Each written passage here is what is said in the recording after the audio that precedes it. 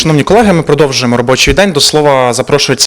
Dear colleagues, we continue our working day, and now the floor is given to Ministry of Defense spokesman on the ATO-related issues, Colonel Andriy Lysenko.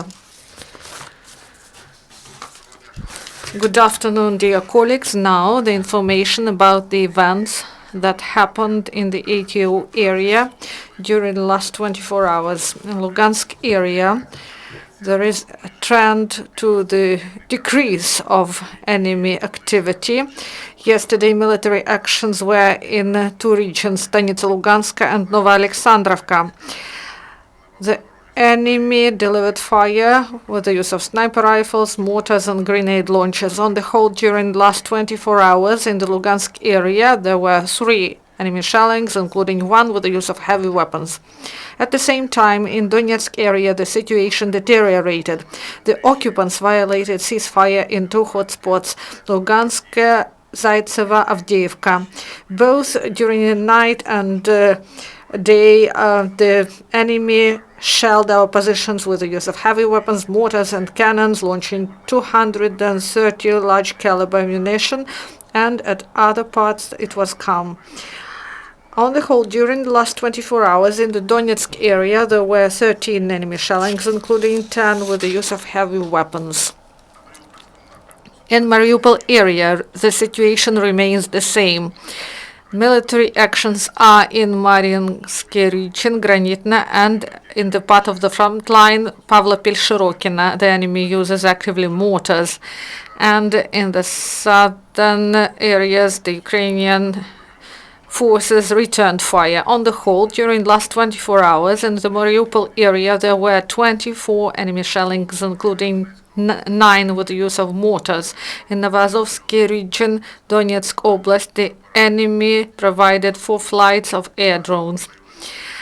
During the last 24 hours, in the result of the military actions, no Ukrainian serviceman was killed, but 6 were wounded. Confirmed losses of the enemy: 2 wounded from so-called 9th Regiment of Russian occupation forces that is in Mariupol area. Law enforcers continue to detain the militants and their proxies. Yesterday, at Mayorsk checkpoint, Ukrainian border guards found a citizen who was the participant of Somali militant group. They confiscated ID signed by Mikhailo Tolstych, nicknamed Givi. And the driver said that this document was left by a woman, and the verification continued. In Taretsk, SBU detained an informant of the militant. He was recruited by the militants in January 2015 using one of social networks.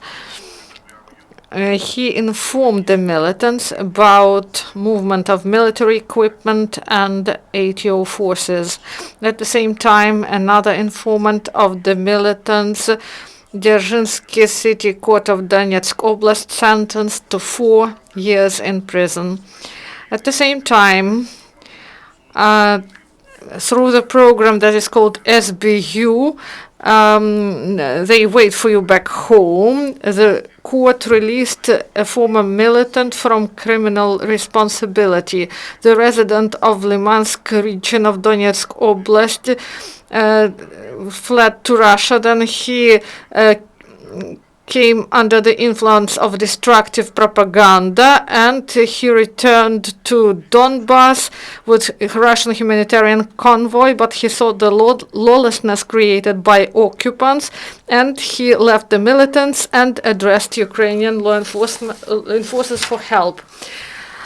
Law enforcement continued to seize ammunition in ATO area. In Pokrovsk, law enforcement prevented transportation of ammunition to western Ukraine by mail.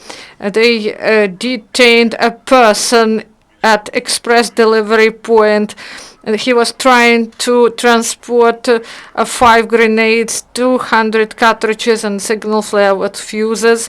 And also near Toretsk, they found 10 artillery shells of 122 millimeter of caliber. Now they try to find the owner of this ammunition. Also, the police officers found an arsenal in the garage in Krasnogorovka.